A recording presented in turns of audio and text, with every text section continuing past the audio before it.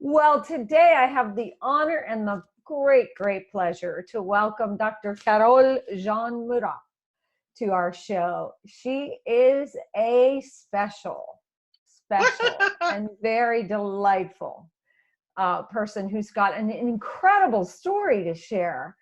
You've been all over the place. Talk to us. How did you get started? Tell us a little bit about you. A little bit about me. Born and raised in Haiti from a family of healers. And my grandfather was a voodoo priest, a spiritual and psychic healer. He could, if you walked into his temple area, you will know if you're going to die, if you're going to live.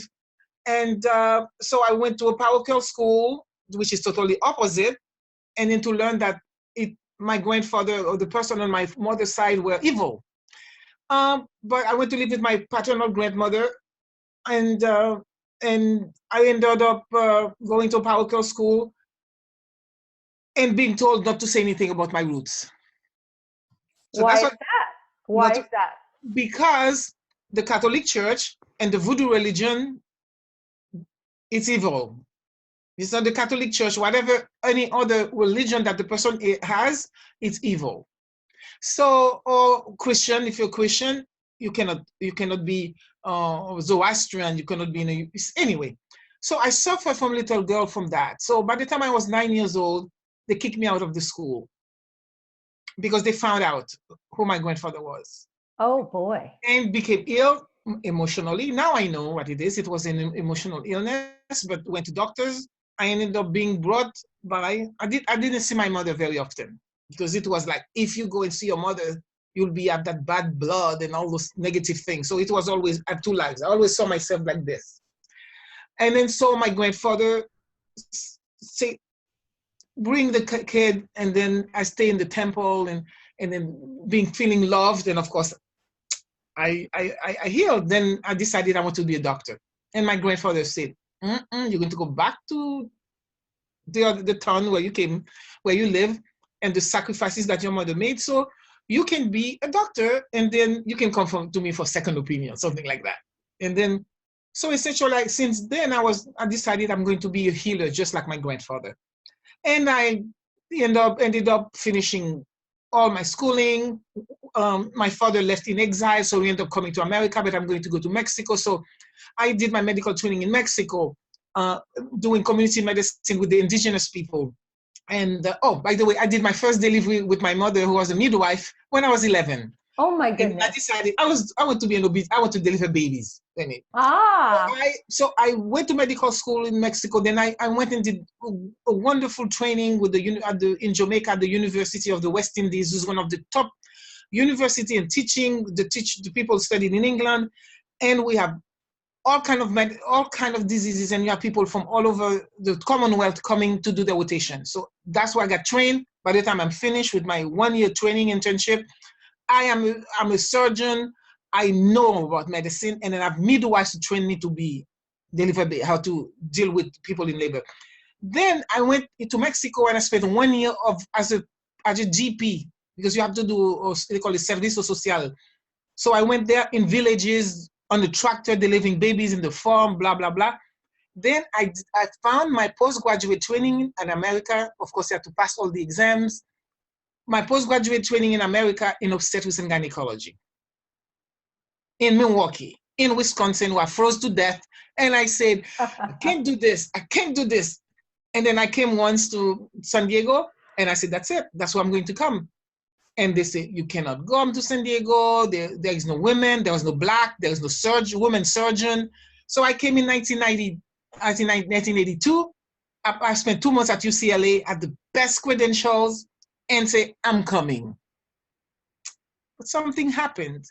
While I am having my practice, I went into private practice just on my own, a small practice, spending time with my patients. At the time, I was the only woman OBGYN surgeon for 4 years in my hospital. Just imagine. I was the ninth woman OBGYN in San Diego County. Wow. In Southern California. Yes. In the 80s. You're saying the early 80s? 82. I came in 82. Yeah. But then something started to happen. My grandmother came to live with me. And I started to hear voices. I hear voices that say, don't do this, don't operate, don't touch. And my grandmother, I said to my grandmother, the way it happens, my grandmother, I was somewhere and the voice said, go home, go home, go home. And when I went home, my grandfather who had a GI bleed, if I would have stayed away, not listened to that voice, it would have been 5 minutes, she would have been dead. Oh my. So I explained to her what happened. I said, Grandma, this is what happened. And she said, then you need to hear the voice. But I said, Grandma, I'm doing this in medicine, blah, blah, blah. And she said, I'm going to pray. Just give me the name of the patient. What is going on? You're going to do what the voice tells you. So this is what I did. Okay, Grandma. Then I have a spiritual force. Patient, 17-year-old with masses, having fever, septic, needs surgery. The voice say, don't operate. So imagine at the time, 1987, I'm the only woman surgeon, OBGYN surgeon. I'm Black. And then everybody knows you operate because the person is going to die. And I have to call the mother to tell her, I'm not going to operate. If you want to get another doctor, but I'm not operating, why don't we wait? And then 5 days later, she went home and now have 3 kids. Things like that. So that's what I've been. Then essentially, my grandmother died in 1991. So I used to, hey, I have a tough case. Grandma, this is what's happening. Don't worry. Tell me the name. I'm going to pray. And I just do what the voice tells me. Not operating, not doing a cesarean. Take the patient out of the operating room and say, no. The baby tells me it's okay. I'm listening. And then I have all these pictures. They come and visit me 25 years later. All these kids that have. So do you think that your spiritual healing power is being sent to you through your grandmother? My grandfather, my mother, the Holy Spirit. Your ancestors. My ancestors, I had to learn to listen, but my grandmother was the first one. Then my grandmother died in 1991. Mm-hmm. She was 87. She used to say, the day I cannot take care of myself, I'm going to die. She was feeling weak. They gave her a commode to use the commode. She died on the commode. I was supposed to be speaking at a big event it's a Saturday, on Sunday. And of course, what do you do when I had the first death? She raised me. She's my best friend. And at the time, she was living in Florida with my mother, a stepdaughter, because that's where she wants to live. She's, I'm going to do what I want. And my father said, how come she goes and live with my ex-wife? Why can't she live with me? She said, no, I want to live with her because I love her. So my mother. What do you do when you hear that somebody has died? You go and get your plane ticket to fly the next day. And she said, I heard her voice. I'm already dead. You have to go tomorrow. You have to keep you up. And by the way, you have a surgery that you're supposed to be on Wednesday that they've been trying to, you just came from vacation. They were trying to put the surgeon together. It's very difficult to put 2 surgeons together. Right. You're staying, you're going to do the surgery, and you can fly Wednesday night, do the wake on Thursday, and bury me on Friday. So here I am, I'm speaking to a big group of people. They're graduating and everything. And then the talk was how to learn from your ancestor. And then I'm telling them what I learned, work hard, But I said, one thing that I learned from her at the end is that you have to keep your words. Because at the time, I'm very highly paid public speaker. They're not paying me to do it. It's a pro bono. And I say, regardless of what's happening, when you give your word, you have to keep it. And I say, this person died last night. And I start crying. And everybody stood up and said, what did she say? That person she's been talking about died last night? And that's what he told her? She told her? In the crowd, I had a standing ovation. They have all the graduates give me a hug. In the crowd, there is the person who was supposed to take over my grandmother. Who is that? Lucy Bradford, a Black woman. She's the one who started teaching me about the mind-body-soul connection. She's the one, when I start, my patients will be ill, and then they have a loved one that died suddenly, unexpectedly. They are grieving. That's what's causing them.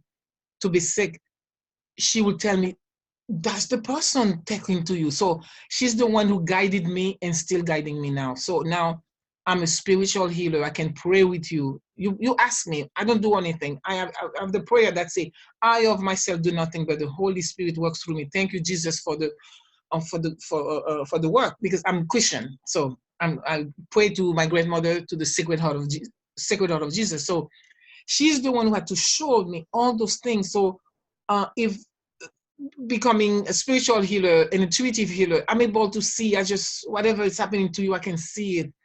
But how do I, now that we find that you cannot sleep, is when you are 4 years old, you're 47 years old, but when you're 4 years old, there was a fire. I see the fire. So that's why you can't sleep, because every time you go to try to sleep, you are afraid you're going to be burned out. So she's the one who's been guiding me all these years. And that's... How does she guide you? What does she do to guide you? What did she do to guide me? She knew about my grandmother, and she died in 1991. So we were working together. For example, the first thing she told me was,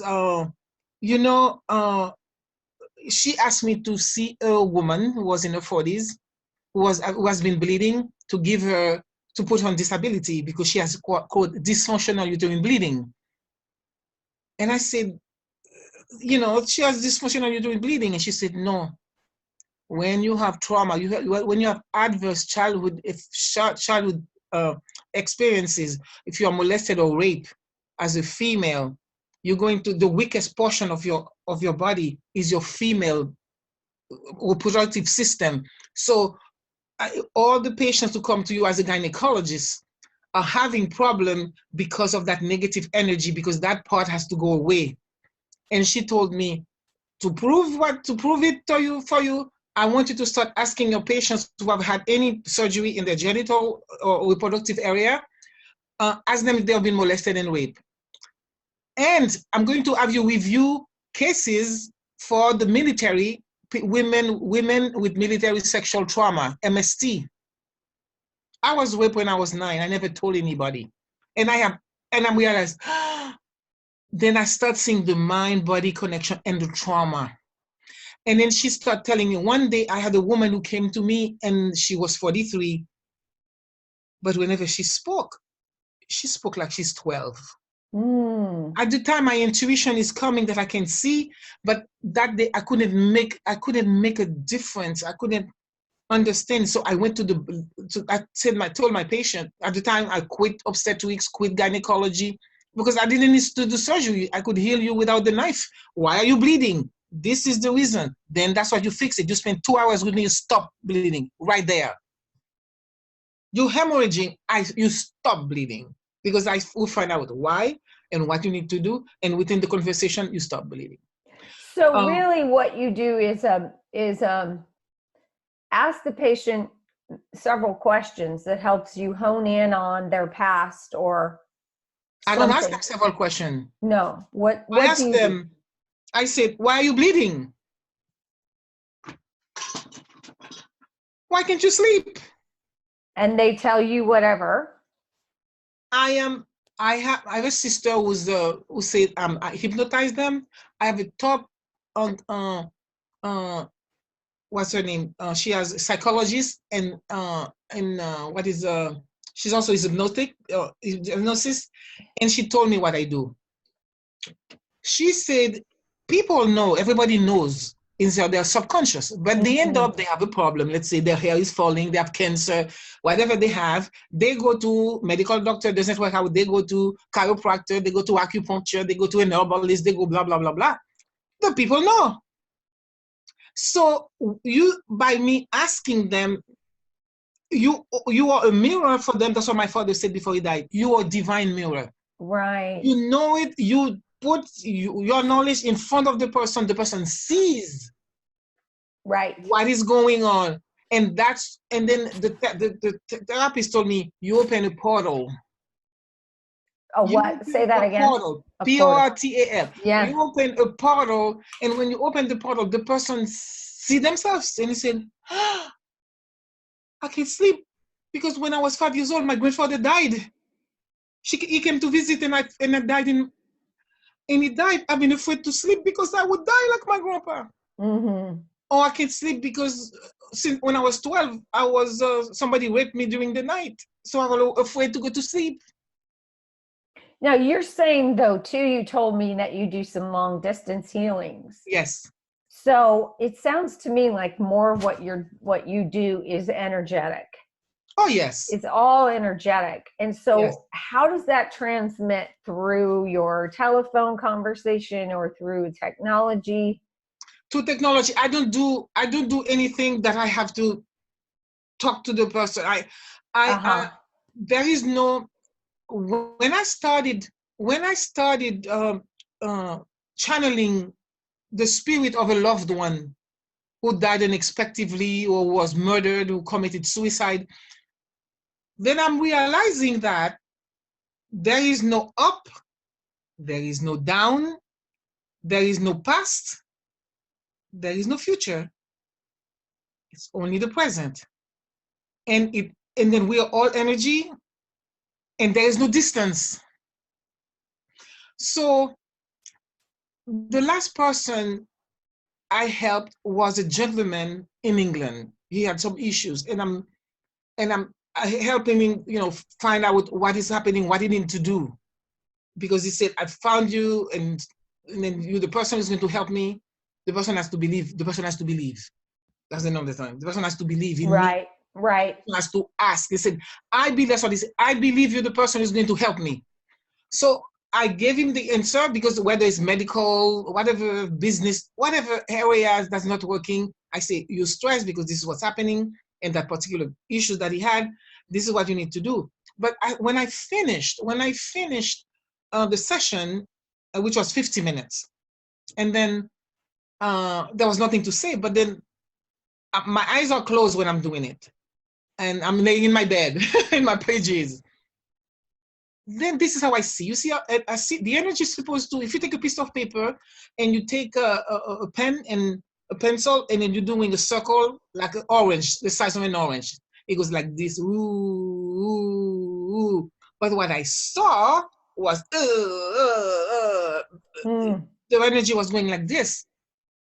And I said, there were damages that has already been done from all the stresses you've been going through. So I'm not only going to do a healing for you to be able to have the energy flows like this, but also while you are with me, it's going to flow like this. But then when you are by yourself, you can do it. So I just had him put the phone on the speakerphone, because some people like me, I don't have speakerphone. I have the phone and I'm talking. So I said, either put it on your chest, or some people have something they're listening to it. And I said, but when I'm doing it to the person doesn't write anything. I said, we connected, and what comes, you're going to get it just like that. Don't write, don't see me. No. Don't use any of your visual or anything, just the audio. This is the audio, and I'm going to show it to you in your mind. And then so 3 breaths, and then for him there was an affirmation. There was a guided imagery for a light coming through and going through from his head to his toes, like a Pac-Man eating out everything. And then he take a breath, first breath, but whenever he takes a breath, he goes and get all the toxins that are coming out, that the Pac-Man is eating, and is coming out through his exhale. So there are 4 things. In the meantime, for him, he was in a tough situation with an ex. Tough situation. And I just say, whatever, I find an affirmation to neutralize what's going on. For him was, I surrender. And then so while he's doing those 4 things, and I do the breath with him, and I send him the light. And when we finished, and he said, he didn't speak. He didn't speak for a while. And he said, I can see better. I can breathe better. He said, I had a headache, it's gone. And then when I do, it's a 3-step process I do. The person has to tell me what they learn from our conversation, because there's so much going on. And it's just like I've done a lobotomy for them. Well, I've learned this, I've learned that. But they said one thing. I am a totally changed person. And whenever I've a little anguish might come up, I just do what you told me, and it would last. I'll feel good for 8 hours. I could sleep. That's amazing. Yes. So that's where I am right now. So I have somebody coming from Paris, France. She's a very famous singer. And then I'm learning one of her songs. So I'm going to go and pick her up at the airport. She's going to come and stay 3 nights. You have to sleep 3 nights here. So I'm preparing when she comes, and then I'm going to get in the car and I'm going to dance and sing a song. She's coming incognito. She's coming. And then before she was having difficulty sleeping, and I told her, I did the healing. She said, I sleep. She sleeps every night. Because you don't need to wait until you come here for me to lay hands on you and everything. We can do it. So she's sleeping. And by the time she leaves the place, she'll be totally transformed. Is she coming? She's coming soon. She's coming tomorrow.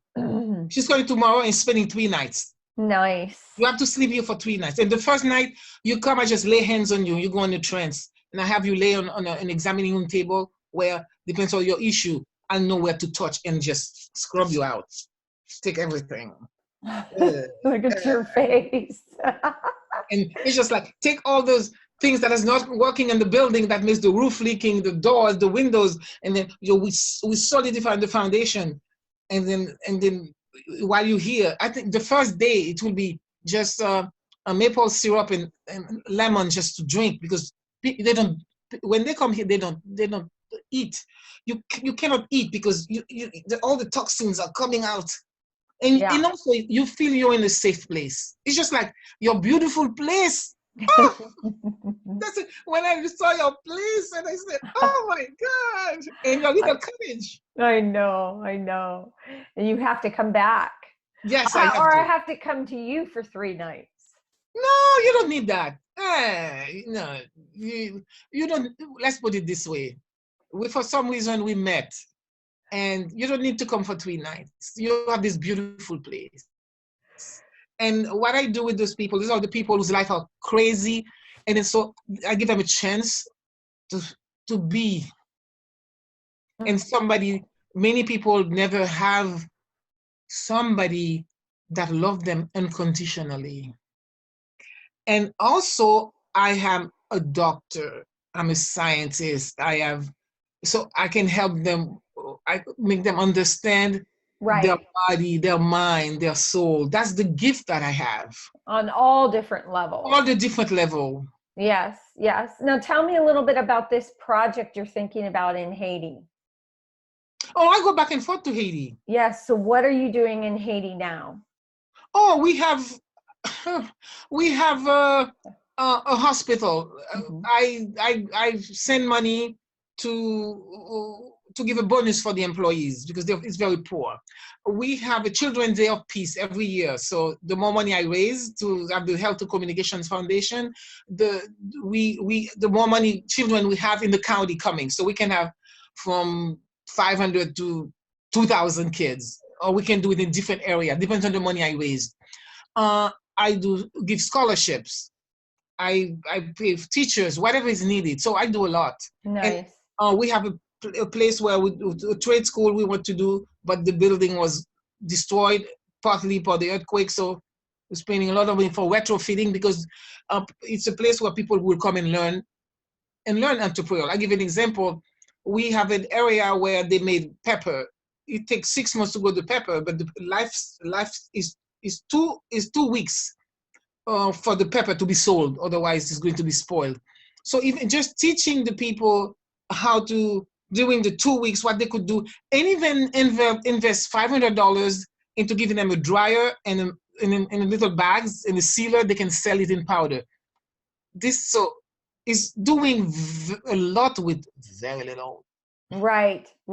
Which is good, which is terrific. It's what you grew up with and what you know, and it's your culture. Yes, but it's not only that. It's life. Yeah. If ever, for example, I was able to be raised with my grandmother. My grandmother raised me, but when she was raising my dad, she had a $25 line of credit at the store so she could buy fabrics. Changed her life and changed my life. $25, maybe it would be $1,000 now. So, and it happens everywhere. It is not, it has nothing to do with culture. It's the understanding of what needs to be done. Yes. In an area to use to work smart. Right. So that's why people come to me. It's has nothing to do with culture where I was raised. Is the understanding that how to work smart and less energy. The way I see it, I'll give you an example. I won't give a scholarship for a student to go and learn how to be a doctor. No. It's taking a funnel, a lot of energy to give it to one person. Right. I take 100 of that, put it upside down, put little drops to cover a bunch of areas. I pay the salary of teachers. Right.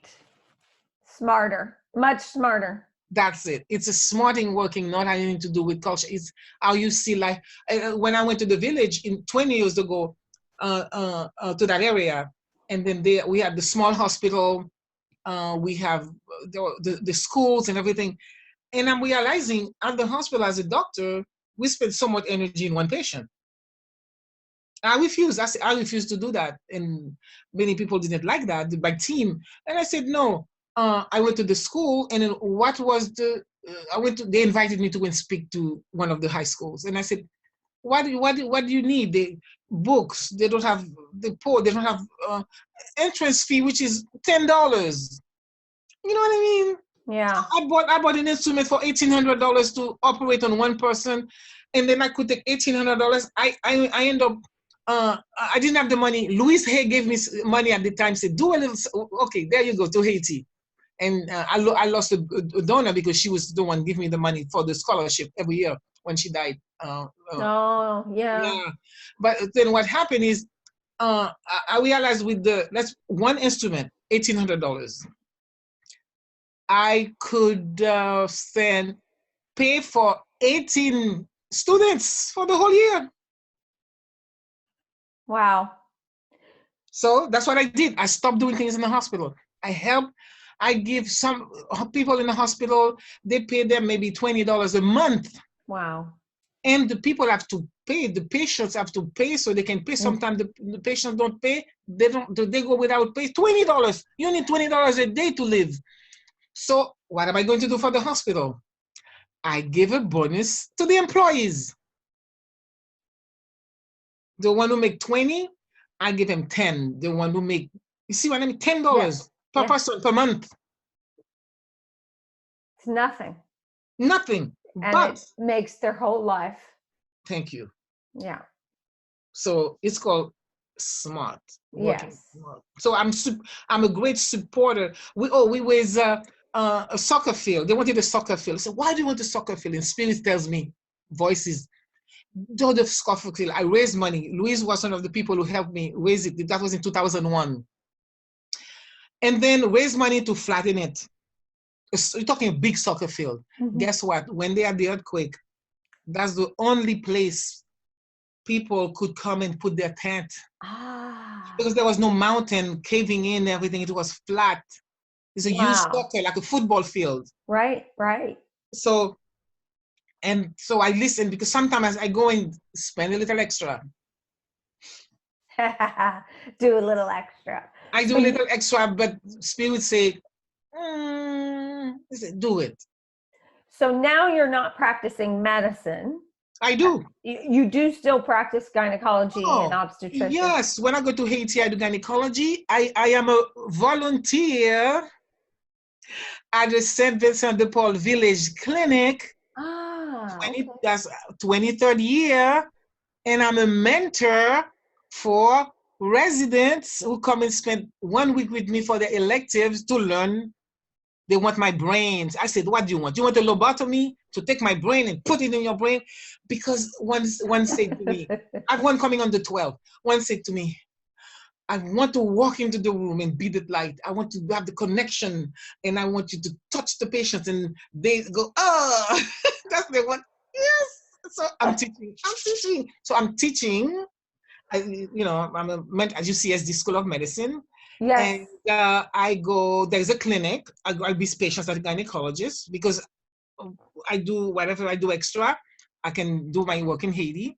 And people come here to me. I had somebody who was here this morning. Their job, their life is upside down. So they go on the website. They said, okay, I need clarity. Then I can go on. Yep, right. It's a three-step process. This is what's going on with me. And they come and I tell them, tell me whatever is not working. It doesn't matter. It's always the same thing. The stress, the disconnect spiritually, that's causing something to happen anywhere in the body. So people with cancer last week, but I spent 2 hours with the person. It's, somebody with cancer. Why do you have cancer? Why do you think you have cancer? You cannot get pregnant. What is it? What is it? Something in your body is not working out. And they know, We know. We all know the answer. We all know. I'm just have to be the doctor. Pull it out. No, I'm not pull it out. They blood it out. Why can't you sleep? I don't know. Why are you bleeding? I don't know. And they said, okay, I'm going to do my chart. And then when I finish, you're going to tell me. And then I finished my chart. And then the medical visit is over. And I said, okay, why are you bleeding? My husband left. What's that? Right. And the healing starts there. It starts there. Oh, I give you the pay. That was in Haiti. I'm going from one place to the next. And when I went there, somebody said to me, Dr. Carrolle, we have a lady, she's bleeding. She's gone to the doctors, spent a lot of money, even went, the town doing ultrasound, everything is fine. She cannot stop bleeding. And something happened. I wasn't supposed to be there. I call it divine appointment. Like you and I meeting, divine appointment. I'm on an interview. So what happened is, I'm on the way back.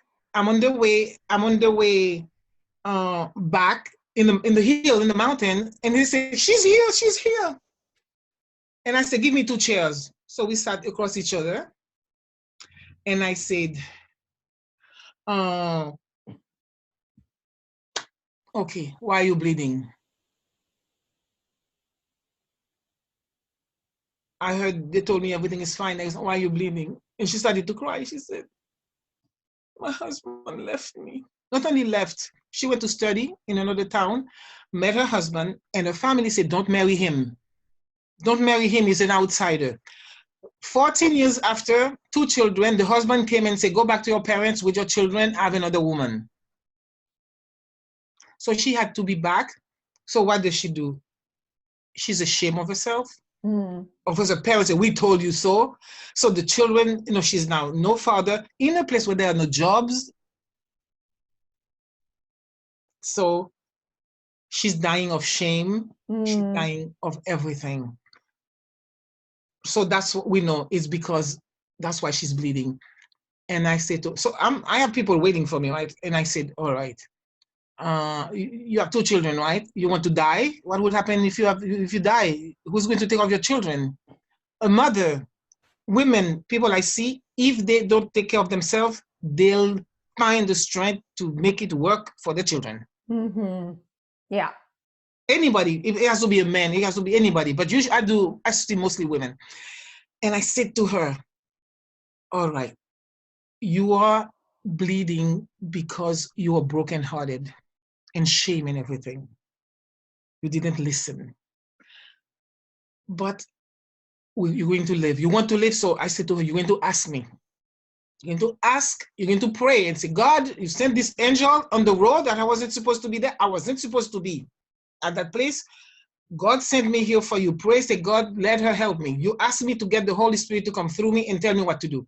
She did an invocation. She said, God, I want to live. I want to be there for my children. Invocation. Then I get the revelations, what to say, what to touch. So I said, this is what I'm going to do for you. And I go behind her head and I touch her. I said, I'm going to remove the trauma. Touch her. Boom. And I say, that's it. And I come around. She goes, oh, And I said, that's what you're going to do. Whenever the pain and the shame are coming, you're going to tap. With the index finger, it is just going to tap. And you say, that will be done, thy will be done, thy will be done, thy will be done. And that's it. Yeah. And I hugged her and I left. It took 5 minutes. So what is the most fun that you have with what you do? What is it that excites you the most? Because I saw you when we first talked before I even started recording. You're like, I have arrived.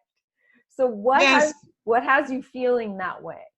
Why am I feeling that way? It's just now I see quickly and I do quickly and I touch somebody, you go in a trance. Oh, you go in a trance. So the skills are being honed. Oh, it's not being honed. They are. They just are. I was supposed to go somewhere. Usually I'm supposed to go somewhere. I don't. And I met my nephew who had gone through a lot of trauma. And then I never had a chance to be with him. He's 27 years old.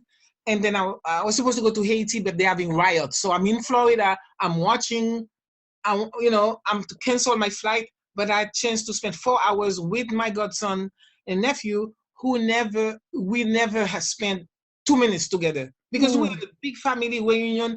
I say, whenever I see you guys, you have to give me 20 kisses. So we say, hi, and then count 20 kisses and we move. I'm with him. I fed him. He came to visit me. I'm all alone in that place where I'm staying.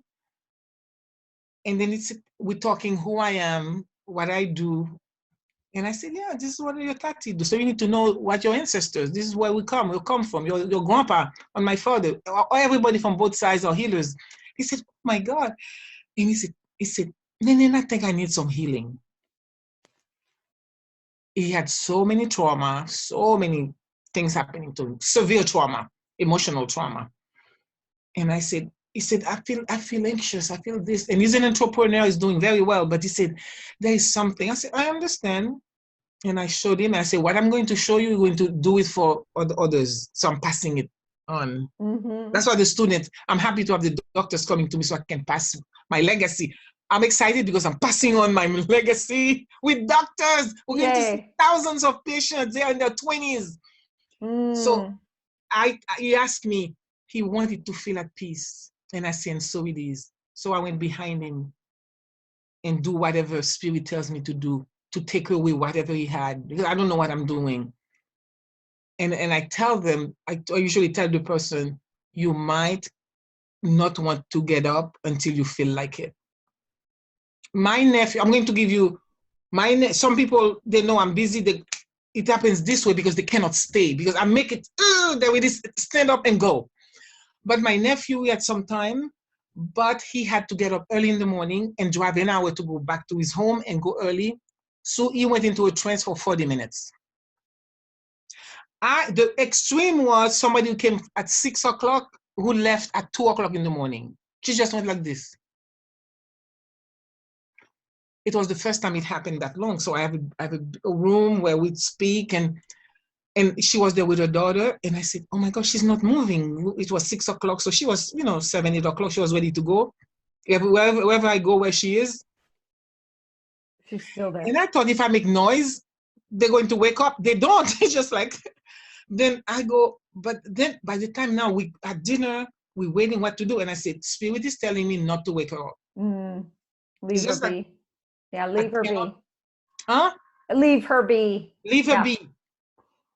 And at midnight now, I'm sleepy now, right? And the daughter has to go home because she has a babysitter taking care of her son. And I say, and I went there and I go tap on her shoulder. I said, Mary. She said, yes, Dr. Carrolle. I was so shocked. I thought she was going, oh yeah. She said, yes, Dr. Carrolle. Mary, by the way, do you like to pee? Do you have some water? Nope. If whenever you're ready, just come out there. There's by the pool. We're going to be your daughter and I, we're going to be in the living room. Just come out. She said, okay. And she went back like this. Then we walk, then I went back, and then I saw her. Oh my God, thank God. She got up, go, look at the yard, look at everything, went back inside.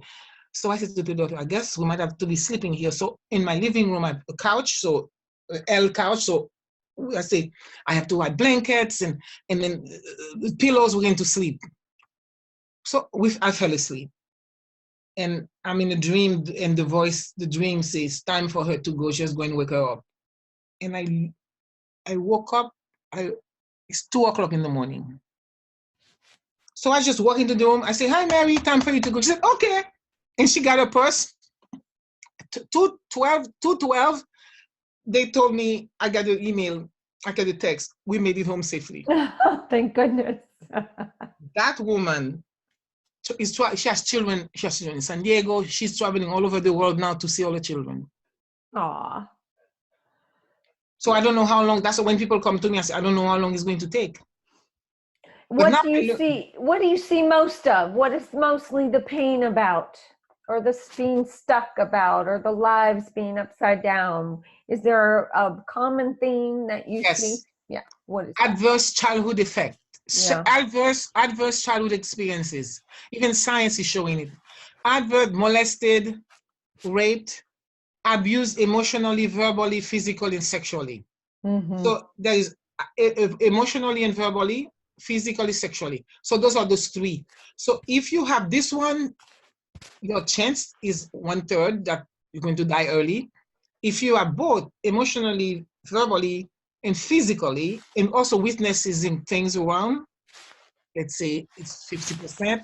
And then if you had all these, plus you have the sexual assault, then, because then you have no trust, you cannot deal with stress, you have no faith, so you totally...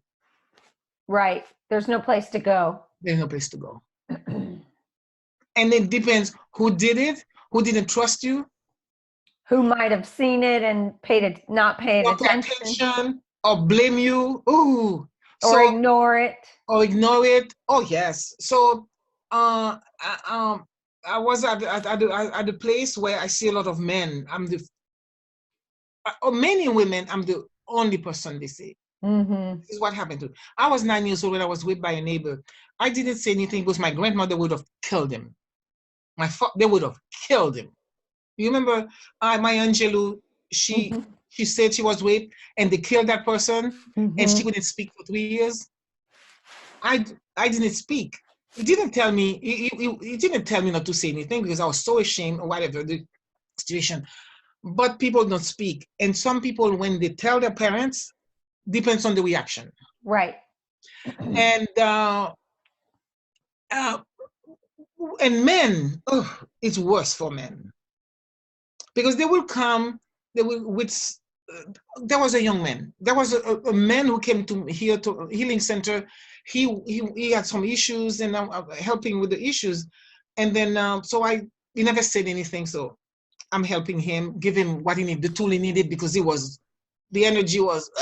So by the time he gets the answer, because I say, tell me what's happening, what you're looking for. I always give them what they're looking for, so everybody's satisfied. But before he left, I had an urge to touch his hair. And he has his hair very nice, his blonde, blue eyes, and nails nicely done and things like that. I had an urge to touch his hair, to take my hand and go like this. And I said, okay, John, the visit is over, but I'm having an urge to touch your hair and all this well done, nice hair to make it all crazy. He started to cry.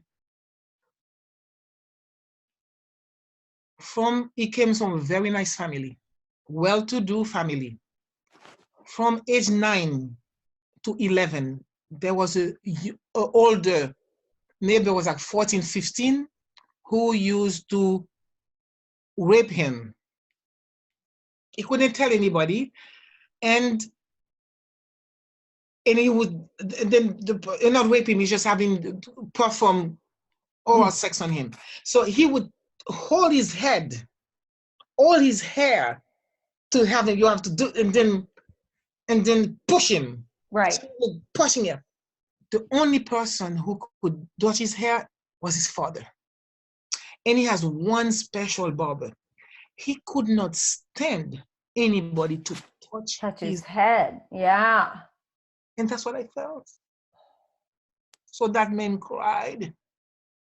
I said, you saw it. I said, I saw you have an image, something. I couldn't let you go because I felt it. Your hair needed to be touched gently because he said none of his lovers could touch him. No. Nobody. And then I'm saying, I need to touch your hair. Oh, he's just like, he's dying, but I touched him and I say, I'm going to touch your temple gently. Then I'm not going to touch your hair. I'm just going to put my hand on your head. And when I feel the energy is down, then I touch your hair.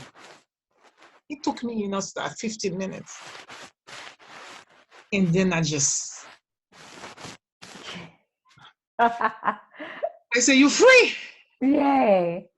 Exactly. Oh my goodness. That's a beautiful story. Beautiful. You see why I'm happy? Yes, of course. Every time you get to do that, it brings you such joy. It does. And it doesn't take long. It doesn't, because when the person is with me, the person is an open book. Yeah. It's not that you have a gift, it's you are a gift. Oh, thank you. Everything about you is such a gift. Thank you. Really, really. You are too. Oh, thank you. You do the same thing when I walk into your space. Oh, it's just like, I don't go places, but it's just like, you have to go. When we met, and I said, we have to go. And I called you, I said, I want to come. And I'm walking. You are a gift. We are a gift. Yes. and what we do, we are using that gift to make this place better. Give it away. Just keep giving it away. Yes. Oh, you are such a delight. I love seeing you. I get to see you as well as just talk to you. But and I'm so thankful that you've been a guest today on the show. And I'm sure our listeners are going to be very inspired by all of those beautiful stories. Yes. And those of you listening, you have to realize that Dr. Carrolle could talk for, 20 years.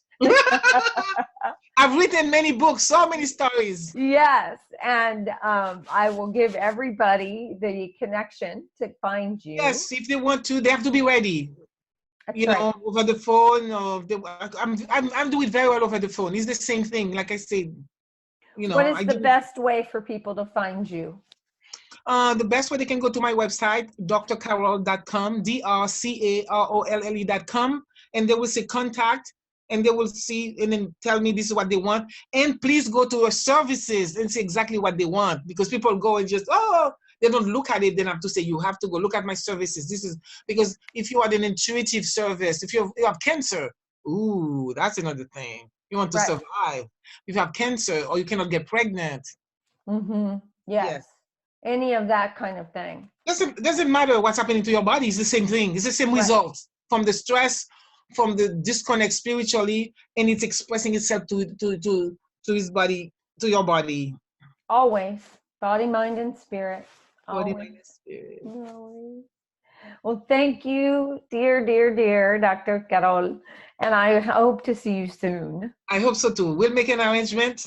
Yes. And thank you for being a guest on my show today. Oh, thank you for having me. Yeah.